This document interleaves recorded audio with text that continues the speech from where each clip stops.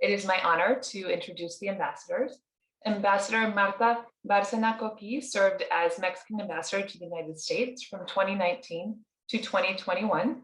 Previously, she held diplomatic posts in Barcelona, Denmark, Norway, Iceland, and Turkey, and served as permanent representative of Mexico to the United Nations agencies in Rome. Ambassador Jeronimo Gutierrez Fernandez served as Mexican ambassador to the United States from 2017 to 2018. Prior to that, he was managing director of the North American Development Bank and led NADBank's efforts at building infrastructure financing along the US-Mexico border. Ambassador Gutierrez served as Undersecretary of the Interior and in the Commerce and Treasury departments. And finally, Ambassador Landau, Chris Landau, served as the United States Ambassador to Mexico from 2019 to 2021. He was the director of the Diplomacy Center Foundation, supporting the US Diplomacy Center at the State Department. He clerked for Justices Thomas and Scalia and has argued several cases before the Supreme Court, and is a professor at Georgetown University Law Center. Go Hoyas. And we just learned that he may be moving to Arizona, so we're very excited to speak with him more about that. So, and now I turn it over to ENRIQUE PERRET, who is the director of the US-Mexico Foundation. Thanks again. Thank you, Laura, and thank you, Tina, and thank you very much for this partnership with the US-Mexico Foundation. I'm ENRIQUE PERRET. I'm the executive director for the US-Mexico Foundation based here in Washington, and I'm super happy. I'm super excited to have three ambassadors, former ambassadors in the US-Mexico relationship. But I mean, you're great, and we're gonna have a tremendous conversation. As most of you know, last year, 2020, the US-Mexico Foundation with also with the Wilson Center, the Instituto Mexico from the Wilson Center, we did this dynamic that we call it convocation. We brought together 12 former ambassadors in the US-Mexico relationship to a farm in Texas, and we picked their brain to have their recommendations for the future of the US-Mexico relationship. We presented a formal document to both governments, the Mexican one and the US one, and obviously the ambassadors, Christopher Landau and Marta Barcena at the time, they received these recommendations. So we're gonna discuss part of these recommendations, but obviously many things change in just 1 year, right? At least three main things, right? The pandemic, the change of the administration in the US, and also the signature of the main trade between our two countries and plus Canada, the USMCA now. So with this in mind, and with a couple of things happening in the next couple of days and weeks, one, it's the meeting that President López Obrador will have with Vice President Harris on Friday. And the second one, the potential relaunching of the high-level economic dialogue, el diálogo de alto nivel between Mexico and the US. So with those things in mind, I'm gonna ask the three ambassadors to give the audience a status of the relationship, but also their recommendations for the future. And we're gonna talk about three main topics: economy and trade, security, and migration, in that order, okay? So let's start with trade and economy. I'm gonna start with Ambassador Jeronimo Gutierrez, and we're gonna have like 10 minutes for each round, for each topic. So I'll ask you to be, brief, 3 minutes, 3 minutes and a half, and then you will go back with another topic. If you want to make a comment on someone's comment, please do it, but I will try to be very strict with the time, just for the respect of the audience, okay? So Jeronimo, let's start with trade and economy. Let me, I think you're muted still. Okay, here we go. There you go. Well, thank you very much, everyone, for being here. I want to thank, obviously, the Phoenix Committee on Foreign Relations for the invitation to join you. to be part of this program, and obviously the U.S.-Mexico Foundation. It is a distinct pleasure to be with my friends and colleagues, Ambassador Landau and Ambassador Bárcenas, and I've always enjoyed several discussions with them, and I'm sure this will not be the exception. So getting right into the matter, Enrique, I would start by saying that over the last 30 years, we've really understood the notion that our economies are very much interdependent, and those are our futures are very much interdependent. We just a few years ago, we took a very important step by establishing a new trade agreement, the US-Mexico-Canada Trade Agreement, or USMCA. I would say that this was not a small feat that required the effort of a lot of people on both sides of the border, and that even though it's far from perfect, it was quite an accomplishment in a very difficult context. I have said, and I would repeat it today, that President López Obrador took a very important and wise decision in supporting USMCA, and actually in making sure that it became a reality and was ratified both by the Mexican and the US Congress. And I think that the agreement provides a wonderful opportunity for Mexico and the United States. It does not only, especially in the present context, one in which the geopolitics is changing, one in which there is a backslash against free trade worldwide, and one in which countries are rethinking and reconfiguring their supply chains. So I think that it is a wonderful base to continue to grow that economic interdependence to the benefit of our peoples. I think that we should also be very careful with the agreement, and we should take care of the agreement. I believe that in the past, especially in the past few months, there's a growing concern in Washington about the approach that the Mexican government has taken in certain policy areas, and that approach could be contrary to both the spirit and the letter of the agreement. I think I am hopeful, and it is my understanding that in the next few weeks, the Trade Commission, the Trilateral Trade Commission will meet and will hopefully address such issues. But I just want to underscore that we must take advantage of the opportunity provided by USMCA.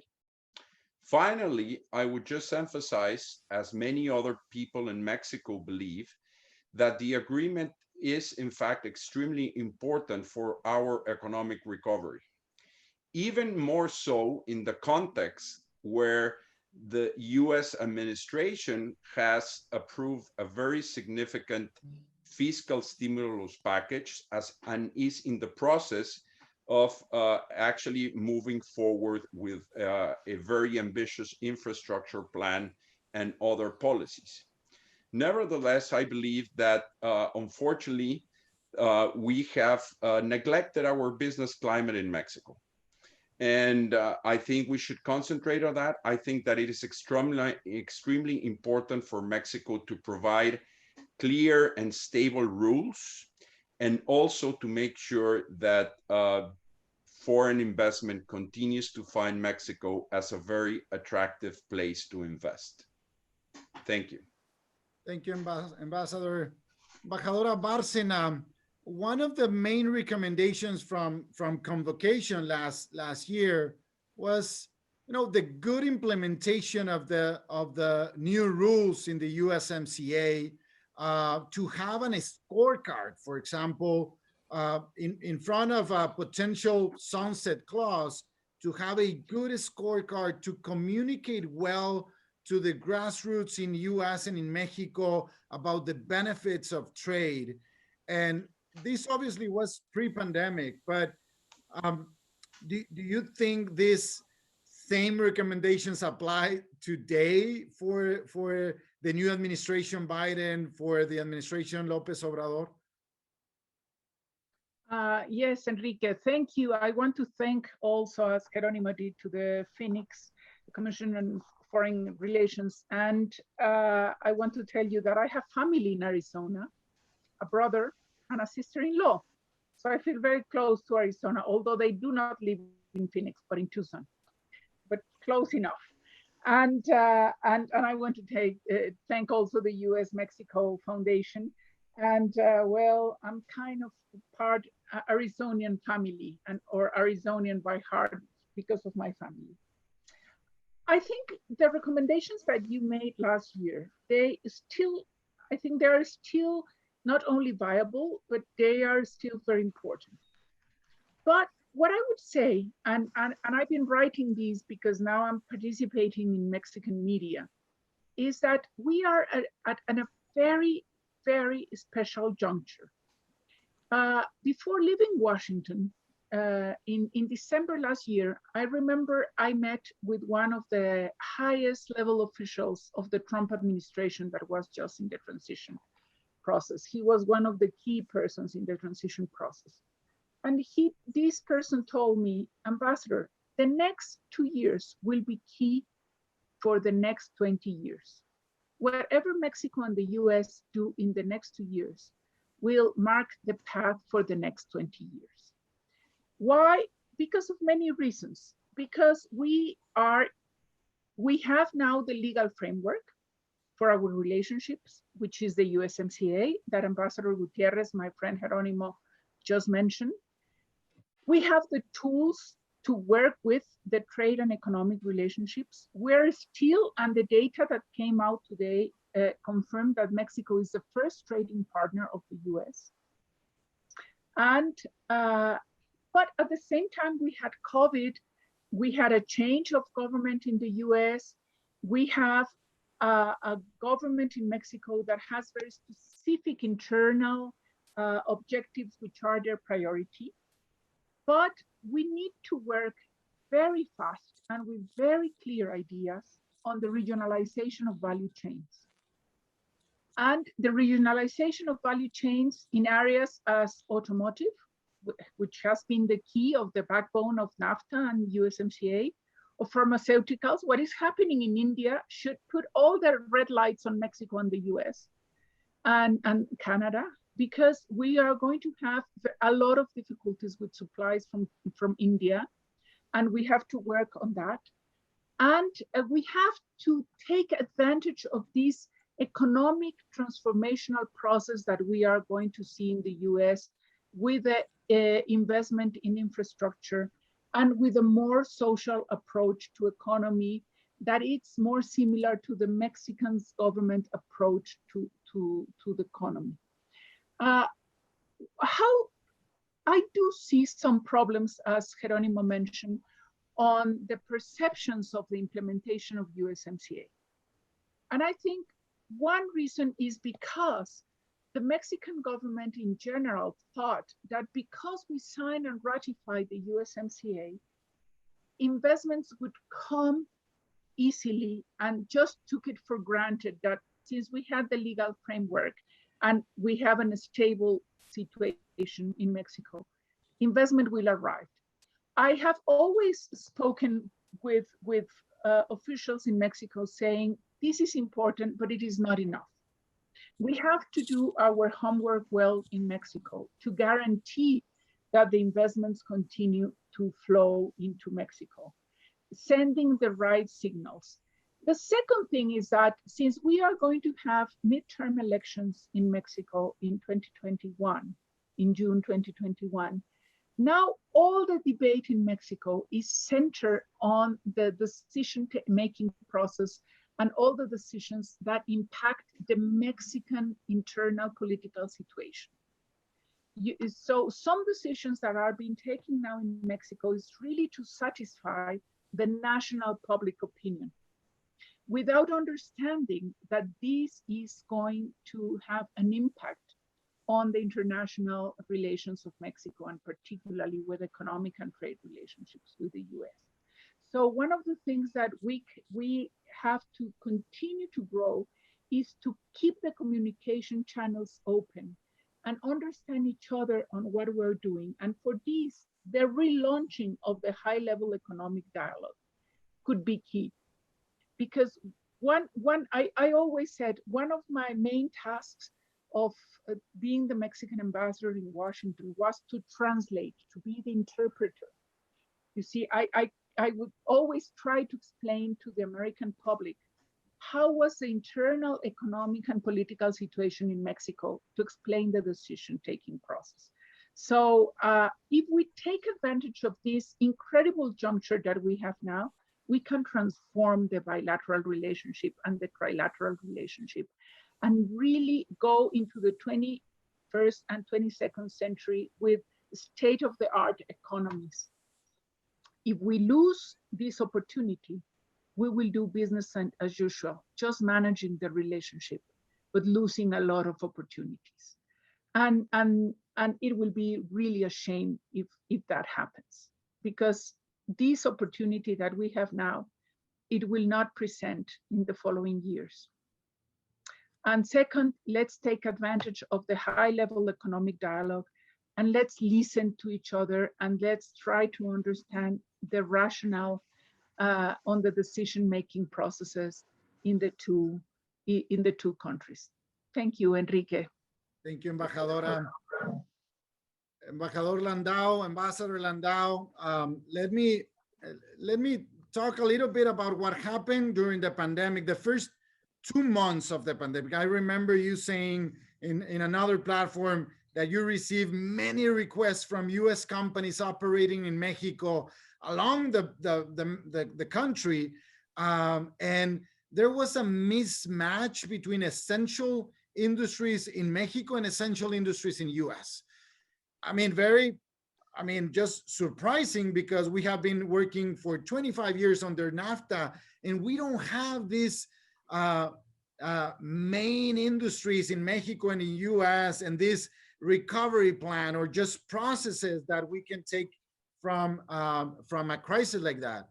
So, and I understand the opportunity. There is already a question here about the nearshoring, and as you know, we launched a project called the Ally Shoring. There is a window of opportunity there because the tech race with China, but how to accelerate that opportunity, or how to take advantage of that opportunity?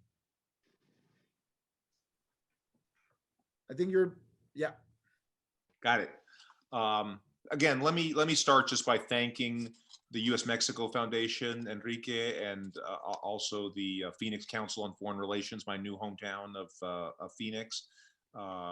Delighted to be with you today, and I know there's a lot of people on this phone call who know an awful lot about this topic, including some of my predecessors as U.S. ambassador to Mexico. So I'm very much looking forward to this discussion. You know, I think both Ambassador Gutierrez and Ambassador Barcena have, really highlighted some of the key points, which is, the new framework makes it clear that the United States and Mexico are on the same team, but in and of itself is not sufficient to lead to an explosion of investment or ally shoring or near shoring, as we've seen. And I think some people, particularly in Mexico, thought that the mere fact of having the agreement was going to be good enough. And I do think that this is a critical window of opportunity, particularly over the next 2 years, as Martha just said, really to come up with a joint plan to make that happen.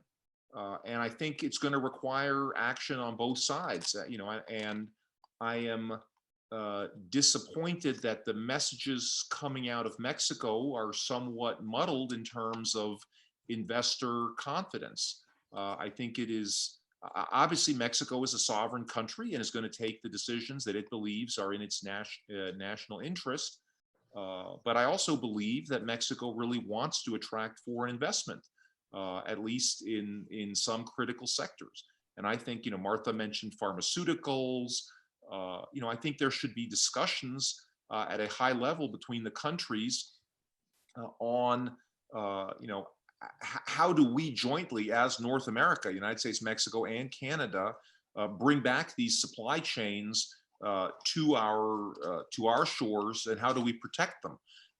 Because you are right that I think the most dramatic time as my ambassador in of my tenure as ambassador to Mexico was in the early days of the pandemic, when it looked like the supply chains that have been created over the last 25 or 30 years might break down because of the differing COVID restrictions in place between our countries. And again, our trade has gotten very advanced. It's like, a huge muscular beast, but then the rules that govern that have not, and the institutional framework that governs that has not kept pace with the actual trade. So I think whether it's in the context of the high-level economic dialogue or some other binational context, I think it's very important that we have some kind of a standing committee in place to address supply chains in any emergency. And so, because, we were just kind of calling random people, the governors of some states, the mayors, the Secretaria de Economía, the, advisors in the Palacio Nacional. It was kind of being made up on the fly. There should be some kind of institution that feels like we have the responsibility to preserve these supply chains.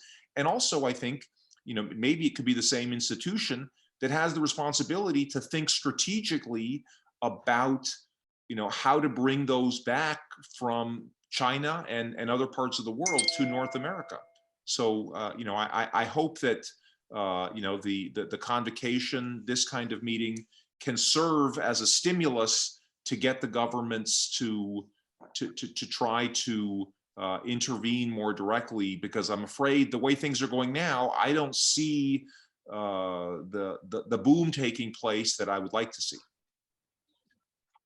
Thank you, Ambassador. I'll stay with you for this second round. I'll start talking about security. For sure, it's super related with the business environment in Mexico. One of the hot topics, let's say, for an investor, it's rule of law, and it's security and rule of law, right? Right. Las reglas del juego, right? The reglas needs to be very clear. And yeah, absolutely correct. And nobody is going to want to invest in another country if they have to worry about their executives being hijacked, or if the railroads, I'm sorry, did I cut out there? No. Your voice is okay. Your video, it's fine now. Okay, I was just saying, I think no country is going to, or no company is going to want to invest in Mexico if they have to worry about the physical safety of their people, or the integrity of their facilities, or if their trucks are getting hijacked, or if they can't be sure that the trains that carry their products to a port is not going to be blocked. These are just some basic links between the security issue and the economic issue.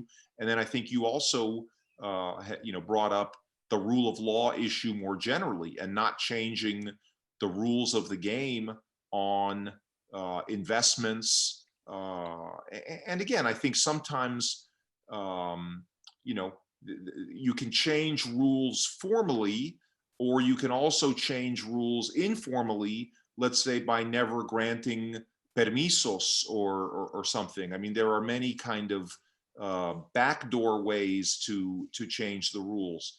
And again, I think, it's in the United States' interest to have Mexico have a strong economy, that helps with migration, it helps with many other issues in the relationship.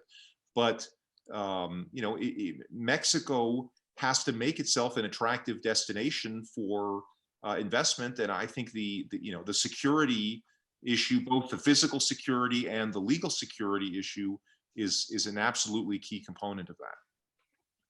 Thank you, Ambassador. Embajadora Marta Bárcena, on the security topic now, what can we make as recommendations to both governments? I mean, the security, it's not, I mean, it's super related, Mexico and the US. When we talk about drugs, when we talk about the organized crime, when we talk about weapons, it's, I mean, again, it's just one region. We're not talking about from this side of the border there and from this side over there, the market, the organized crime operates in both sides. Which recommendation we can make there? Well, I think the most urgent one is that we have to sit together to have the highest level possible dialogue on security. I mean, for the 2 years that I was ambassador to Washington, we didn't have the visit of the Secretary of Security to Washington. We have the high-level group on security that session all the time in Mexico with 5 secretaries of Mexico and the ambassador of the US in Mexico. But I think this dialogue, this format needs to be changed to have the dialogue at the highest level possible on security. And to address we know the many issues that are on the table. It's and this high-level security dialogue will need to work a shared vision or how we foresee this environment of security. If we identify the common challenges, what are the priorities? In my opinion, the priorities are to fight the chemical drugs now, the fentanyl and the methamphetamines. We need to recognize that an area that we had made a lot of improvement is in freezing out the accounting and the checking accounts of the organized crime. And we have to continue on that way, on exchanging that information. We need to discuss at length how the Mexican changes on the national security law will be implemented in Mexico. And we need to basically establish confidence building measures. That is why in international relations, the words confidence building measures are so key in any dialogue on security. And we need to do that. We have to recognize that the cooperation on security is not in the best of times now. And it is against the Mexican interest and the US interest to continue that way. I have now more freedom to speak in this more open manner. And I am convinced that if we do not advance on this dialogue and cooperation and security, the whole relationship will be affected. Even if we go back to the time of compartmentalization of the agenda, the cooperation on security and intelligence is so key for the future that we have to give it the highest priority possible. Ambassador Geronimo Gutierrez, without this dialogue between the cabinets, this high-level dialogue, let me not say economic, but on security, it's hard to have accountability, right? I mean, if you don't have goals, and in this case, bilateral goals, it's just, I mean, it's just impossible to have processes and to have accountability. But is that feasible? I mean, is that something doable right now? Well, Enrique, it's certainly something that we should definitely try. I think, let me start by saying that I think that a relationship in which we are respectful with one another and we manage the overall relationship, even if it's very successfully, is just simply not enough. It's not enough to take advantage of the opportunities that we have ahead, and it's not enough to address the challenges that are affecting the livelihoods of our peoples, right? I think that, having said that, I think that Mexico, the single most important threat to Mexico's sovereignty nowadays is our incapacity to address our security challenge. I am deeply convinced of that. And I think that it's very clear that in order to address that challenge, we must work with the United States pretty much side by side. That doesn't mean we're going to be in agreement on everything, but it means that we need to be open with one another. We need to be specific with one another, and we need to avoid surprises. I think those elements are key. I think that Mexico has traditionally shied away from security cooperation with the United States for different reasons, some of which are understandable. I think we should not shy away from that cooperation. And in that respect, I would just point to two specific things that I think need to be tackled into the future. The first one is we must find, very much on the line that Ambassador Barcena just followed, the López Obrador administration has been skeptical about the Mérida Initiative. And that's fair, that's legitimate, it's fair game. I think there's too much confusion about what it really is. But in my view, however imperfect, the Mérida Initiative has been the most accomplished mechanism for security and law enforcement cooperation that we have established. We must look at what worked and what didn't work, and we must find a substitute for it that hopefully includes not only the dialogue under this principle of shared responsibility, but also, when appropriate and as agreed, support on what Mexico is doing. I think it's urgent to have a substitute for that. And I may be wrong, but to my knowledge, that has not happened yet. And I think that we should definitely have a dialogue.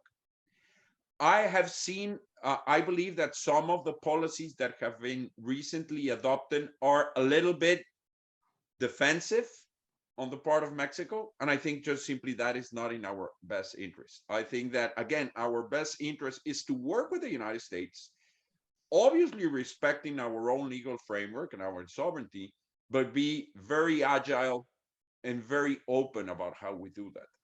And the second thing that I want to point, very much related to this, is traditionally, at least in my experience, Mexico has always, questioned, we have moved far during the past 2 decades from finger pointing to a principle of shared responsibility. That principle is extremely important because I think it allows us to work much more constructively. Mexico has traditionally questioned what happens on the US side of the border with respect to organized crime. And I think that's a fair question. But then, rather than opposing whether the presence of US officials, security officials in Mexico, whether it's intelligence sharing, what we should ask is to have our own people in the United States and our own officials in the United States looking exactly at what the United States is doing, what the DEA is operating, what is happening in organized crime in Baltimore, what is happening in Chicago, how do organized crime in the United States link with Mexico? I think that it's far more useful than just saying, I don't want you here. I think that's what we should do. Thank you, Ambassador. Ambassador Landau, Ambassador Barcena, any comment on this? Just to wrap up on security. I think that we have traditionally spent so much time, and it's so frustrating pointing the finger at each other. And, the United States wants to talk about the supply of drugs from Mexico. The Mexicans want to talk about the demand for drugs in the United States and the supply of weapons and money. And I think, what Geronimo just said is exactly right, that at the end of the day, we just have to accept that we both countries have responsibility for the problem and for the solution. And that the common enemy is the narcos, the narco traffic, and that's a grave threat to both countries. But somehow, and we've seen it again, there's always a tendency to fall into a blame game of, it's your country's not being cooperative with the other country. I think both sides need to do more on their own side of the border. And I just wrote a piece about this that I think will be coming out soon. That the U.S. cannot count on Mexico as the linchpin for its own counter-narcotic strategy. The U.S. has to seek cooperation with Mexico, but ultimately we have to be the masters of our own destiny, and we need to do within our own borders more. And we're not going to succeed if success requires the intervention of a foreign government of whatever country. And this was a point that I tried to make very forcefully within the last administration. And I feel like every administration has to relearn this lesson. So, I think we need to do a lot more. And I think Mexico needs to do more within its own borders as well. I mean, I think each country should not expect the other country to solve the problem. Thank you, Ambassador. I'll move to the migration topic. Ambassador Barcena, do you have a comment? I just wanted a very short comment, Enrique. I just think that as urgent as the high-level economic dialogue is a dialogue at the highest level on security. We need to address it as fast as possible and with very clear ideas and with the basis of mutual respect for our sovereignty, but also to have a roadmap. If we don't have a joint plan, we are going to continue to go back to the finger pointing and discussing what is worst, if the trafficking of drugs or the trafficking of arms, and what is fueling the violence, as if there were separate issues. They are not separate issues. They are all linked together.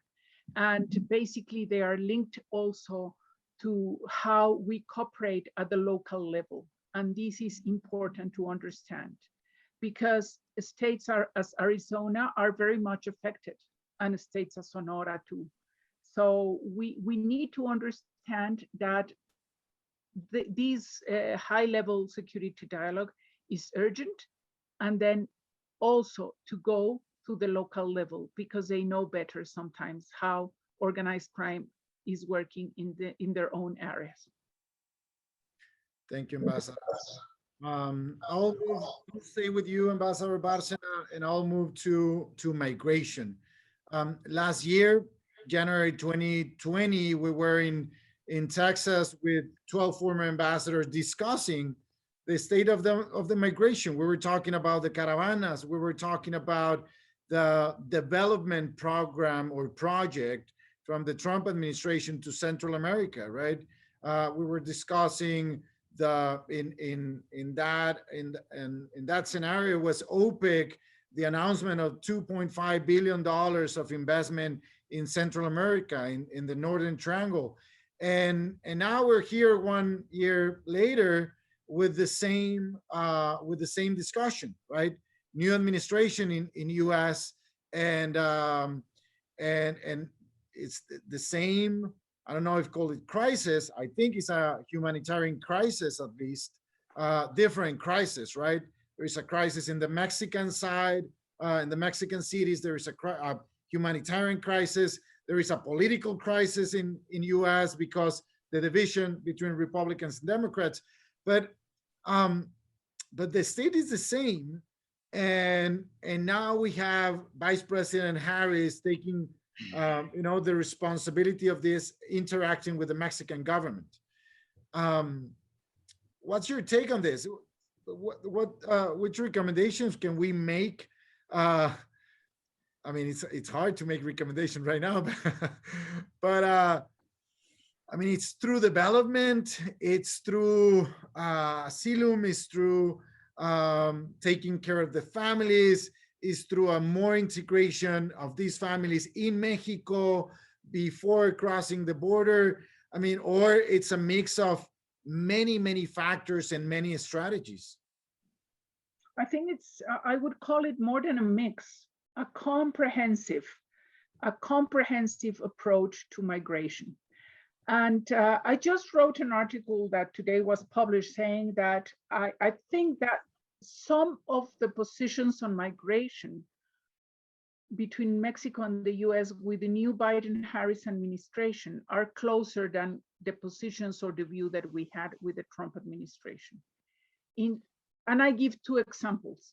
There was an I don't know if a directive or what from the Biden-Harris administration to start calling the people that crosses irregularly the border undocumented instead of illegal. And this is something that Mexico has fought for years, to decriminalize the migration and just call them undocumented.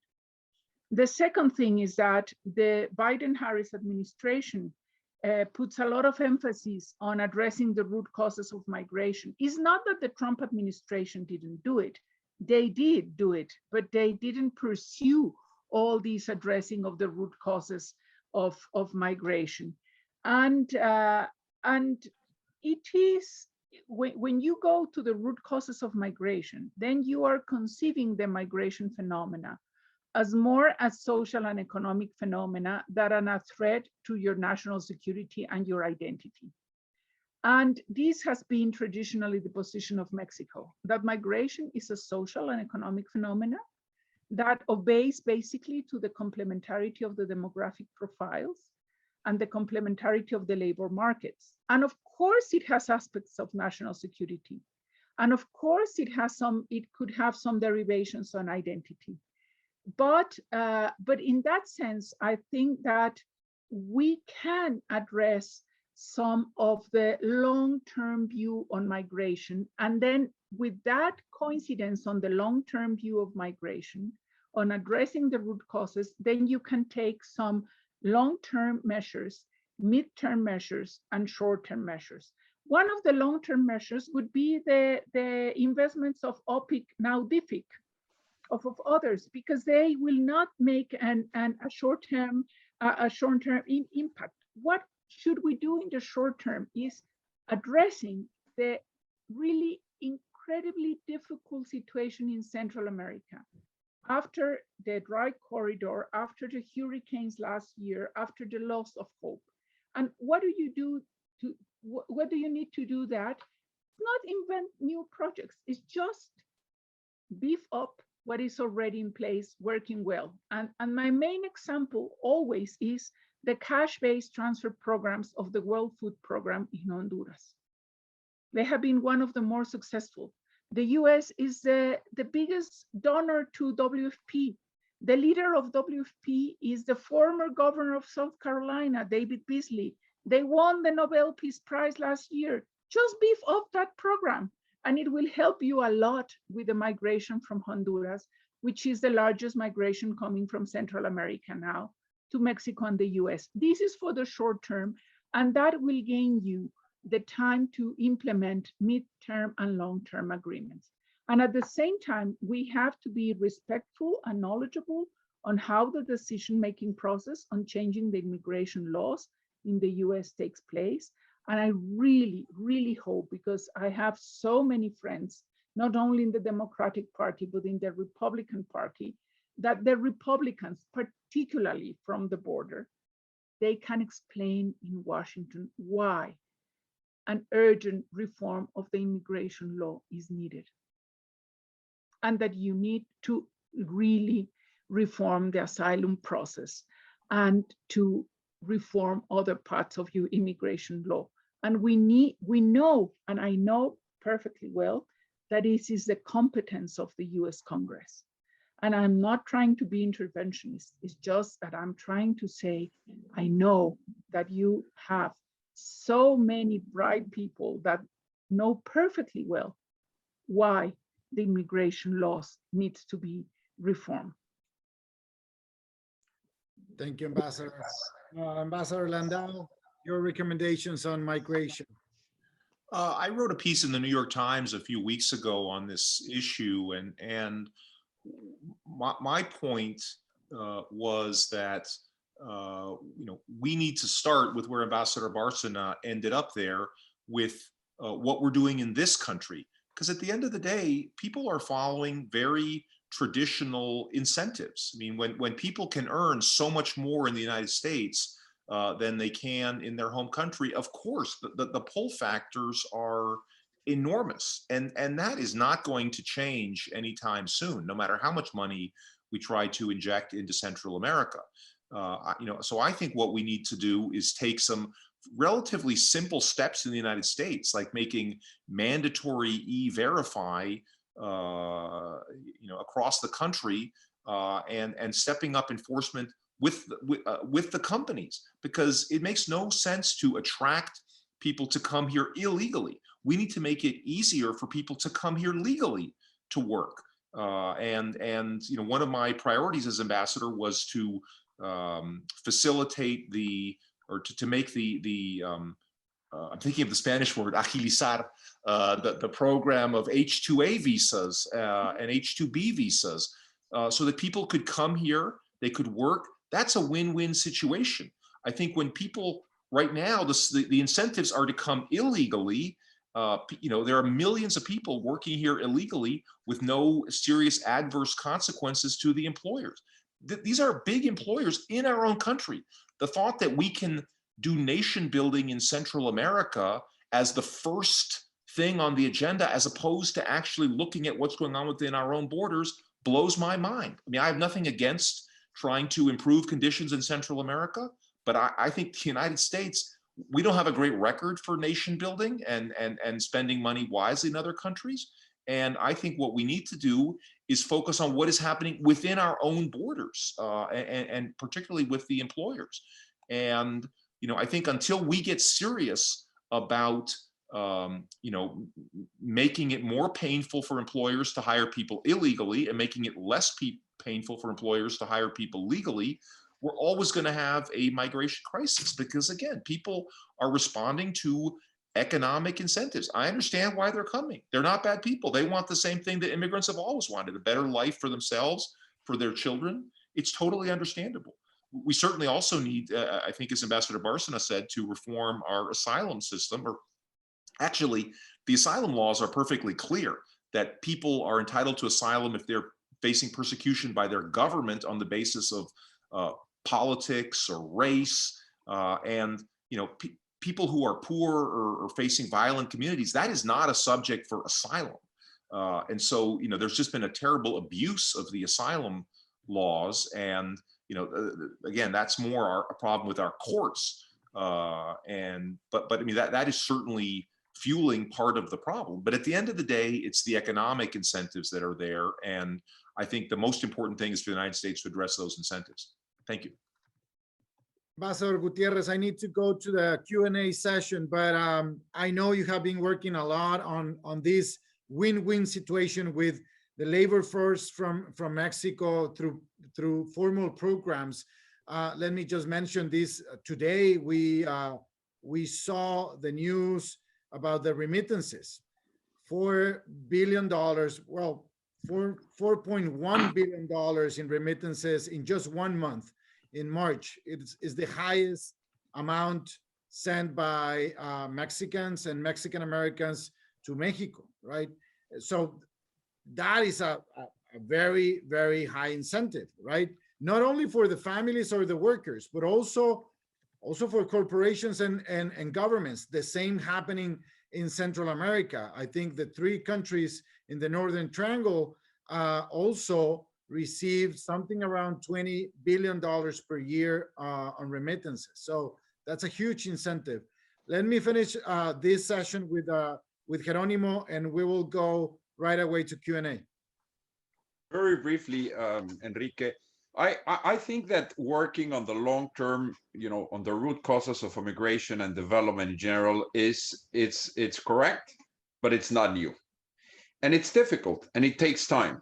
And you have to be careful because you might end up, really not fixing the problem at all.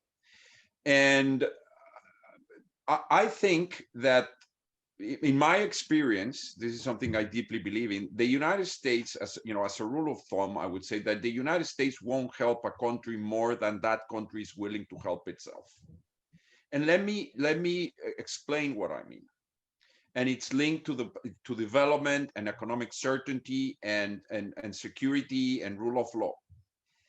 In the year 2000, there were 1.6 million apprehensions on the United States southern border. 90 events, 98% of them were Mexican nationals.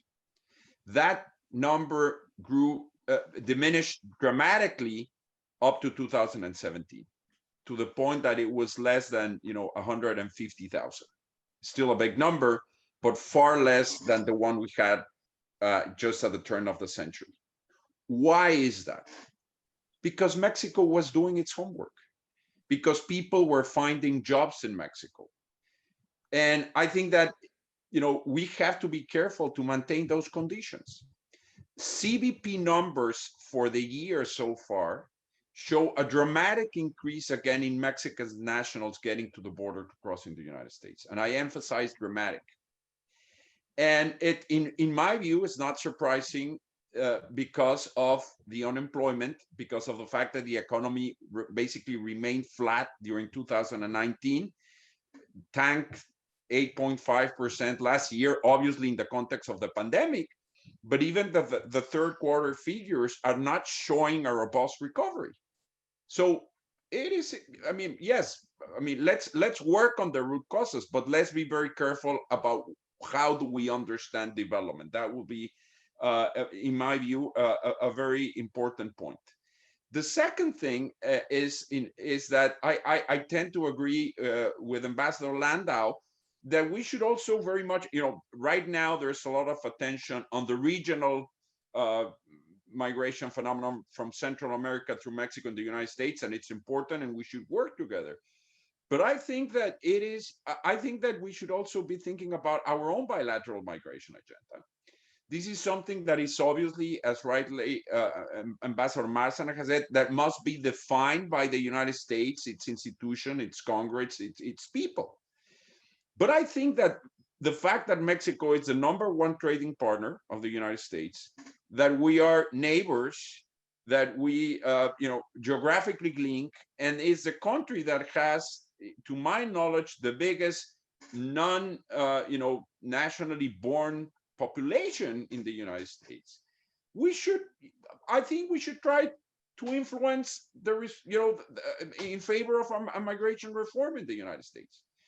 Obviously, we should do that very carefully. We should do it through the appropriate diplomatic channels, but I think we should do that. And it's more, and I think that the point is, what are we willing to put on the table in that discussion? Because we need to think, if we want to have influence, we need to be objective, and we need to be, I think, willing to put things on the table. And I think that needs to be discussed. Finally, I think that, migration is an extremely polarizing and thorny issue, political everywhere in the world, especially in the United States, and certainly also in Mexico. If you look at the polls in Mexico and the United States on immigration, they're not much different, actually, which is surprising to some people, right? But the point that I want to make is that our leaders must be willing to incur the political cost of dealing with this issue head on. And it's not easy, but until that happens, you mentioned, Enrique, at the beginning that we're just right. Here we are again, 2 years, again in the sort of same discussion that we had in 2017, the same discussion that we had in 2014. We cannot reinvent also things every so often. We need to have a serious conversation on that. And hopefully that will let nobody, neither the United States or Mexico, can be satisfied with the status quo. That's clear. And it will involve whatever solution it takes. It will involve a combination of enforcement and immigration reform, or enforcement within immigration. And we have to be realistic about that. A nation should be able to enforce its, its immigration laws and to take, protect its border. I think that's not the question. The question is how that gets done, and if we can work together to do it in a way that the movement of people between our countries, which, for different reasons will always be there, makes us stronger and not weaker, and bring us closer and not farther apart. Thank you, Ambassador. We have 5 minutes for Q&A. I'll be very brief. I want to acknowledge that there are a couple of other former ambassadors, Jeffrey Davido, Tony Garza, Tony Wayne, and I think those three ambassadors are connected here. Gerald Schrevel saying this has been one of the most remarkable dialogues between these great diplomats. I would love for them to go on a roadshow throughout the US and Mexico. Okay, we will need money to take these three ambassadors for, but no, for sure, this has been amazing. This has been amazing. There is another question. Why are the US companies of Amazon and Walmart allowed to pay their employees so poorly, not just in the United States, but in Mexico as well? And with that, I want to also talk about the letter from Ways and Means last week about another corporation, Mondelez, and the plan that was moved from Pennsylvania to Mexico. That's part of the USMCA and the labor reform. I want you to talk a little bit about that, but also let me throw another question on local diplomacy. There is a question, and I think, I mean, and we have seen the interaction between Arizona and Sonora, for example, as a tremendous example of cooperation. That's something that we have been pushing a lot. The border governors, the interaction from municipalities from Mexico with the US, more governors interacting in different industries like the automotive industry between Michigan and Guanajuato and other. How can we achieve this? Because it looks like the federal government is the only responsible and the only one in charge of this, while there are, corporations, the private sector, the civil society, and governors. Let's take those two questions. Geronimo, you're the only one unmuted, so let's go. Very briefly, on local diplomacy, if there's one thing that I learned by, my 20 years of working in the US-Mexico bilateral relationship and as ambassador and the like, is that, an ambassador, to put an example, is just a facilitator nowadays. There's so many actors, or at least I believe so. There's so many actors involved in the relationship, governors, legislators, the private sector, universities, NGOs, that it's, pretty much what you can do to make your work worthwhile is really try to facilitate and articulate those efforts. So certainly local diplomacy is very important. On the part of the labor issue, I think that Mexico cannot and should not continue to base its development or future development on a strategy of low wages. I think that notion has gained ground. I think that USMCA has precisely a lot more teeth into it that will address labor conditions in Mexico. I think that it also needs to be recognized that things won't change from one day to another. But I'm a firm believer that that is on the right track, and that it's one of the important challenges into the future, making sure that we, for example, the rapid response mechanism that we have established in USMCA to look at labor issues is efficient and fair. And I think that is has been pretty much the case so far. Thank you. Ambassador Barcena, Yes, Enrique, first on the local diplomacy, and I'm absolute believer on local diplomacy, and I'm sure Chris, now living in Phoenix, will do a lot of local diplomacy. And as an ambassador of Mexico to the US, I always use the Sonora, Arizona Commission as a good example. I think it works quite well, maybe because it makes easy the communication between Sonora and Arizona, California and Baja California. Texas with the 4 border states is much more complicated to do. And I think everybody should learn from what the Sonora, Arizona Commission does. Are they doing enough? I think there's a lot of room for improvement, basically on many areas like environment, in which they have done a lot of things, but even they can do better. And I think there are areas, particularly now that infrastructure reform is going to take place in the US, that we need to really listen to the local areas. What are their main needs in infrastructures, for example, for border crossings, for highways, etc. And then it's try to put them together, which is not easy because a lot of decisions in the US are taken by local authorities and in Mexico by federal authorities.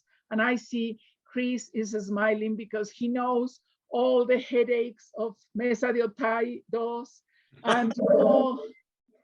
and then we have now the Laredo trains and San Luis Rio Colorado. So you know what I'm talking about. But this is as important for the bilateral relationship as the big issues of security and others. And this is why I encourage the local diplomacy to really grow much more and to really stimulate a lot the dialogue among governors, among mayors. It is very, very important. And between the private sectors of both countries at the border, they are the ones that know better what is going on, and they are the ones that know better the needs. On the labor issues, I agree totally with Geronimo that there is a change of mind in Mexico, that Mexico cannot base its competitiveness anymore on low salaries. And that has been one of the premises of President López Obrador's government.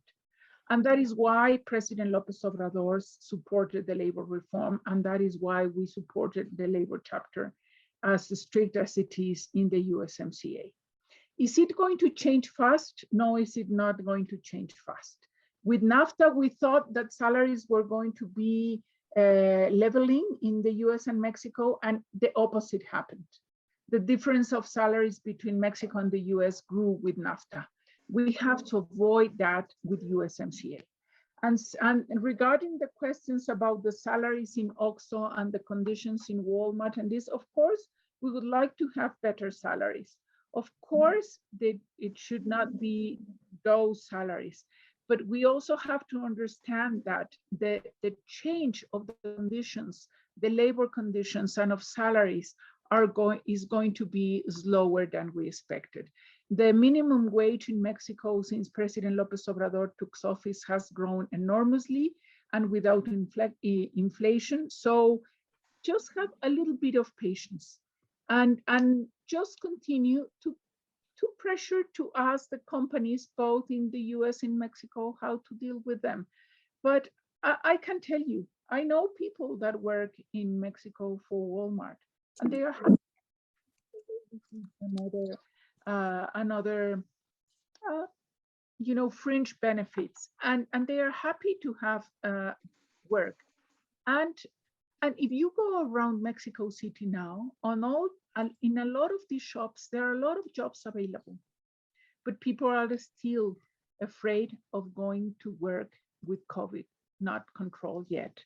And they will continue to try to go to the US as long as the difference in salaries between Mexico and the US is so big as it is now.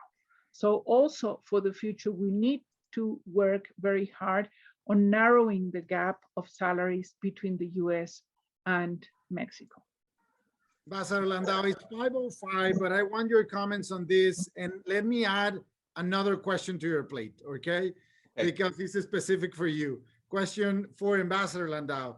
Yesterday, a DEA official said cooperation between the two countries on intelligence and organized crime was basically stalled. Why do you think that happened? Since when it happened, and what do you think needs to be done to restore it? So, Sure. Let me just very briefly address the local diplomacy issue in a very concrete way. I think one of the things that I'm surprised about is that there hasn't been more of an outcry from the border states on both sides in Arizona as well as Sonora about the land border having been closed to non-essential travel for more than a year now. I thought when this first happened last March that it would last maybe about 3 months. And this is something that has basically been handled primarily in Washington by DHS, on recommendations from the CDC. But given that these communities are being divided, they're dividing families, children usually go to school on the other side of the border. I mean, I think it is terrible that we have had now for more than a year, this blanket closure of the border to non-essential travel from Tijuana all the way to Matamoros. And I'm surprised that there hasn't been more efforts by people from the border, starting with their local representatives, senators, governors, to pressure people in Washington and in Mexico City to at least open certain areas or come up with some kind of a plan. I mean, it doesn't have to be that it gets reopened all the way across the 2,000-mile border on a single day. But, I just find it hard to believe that in practice, I don't think we've seen the local diplomacy be as strong as I would have expected it. So I think that's an area that can continue to improve. On the DEA thing, just very briefly, look, we've gone through ups and downs in the relationship over many decades. And, certainly the arrest last year of General Cienfuegos, I won't litigate that case in this particular forum. There were many hurt feelings on both sides surrounding that issue as both sides took measures and countermeasures, and we got locked into a negative cycle. I think what we need to do, frankly, is to come together and the United States should explain to Mexico what it's doing within its own borders to address some of the issues that Mexico cares about, and Mexico should explain to the United States what it's doing within its borders. Because I think, again, each country keeps kind of pointing the finger at the other country, and I think that's very unhealthy. And I think we need some kind of even a higher level dialogue than we had going on over the last couple of years, so that each country can understand what is happening in the other. Because I think there is a big communications failure there, and it's really undermining joint efforts on this very important problem. Thank you. Thank you, Ambassador Landau. Thank you, Ambassador Gutierrez, Ambassador Barcena. It has been amazing.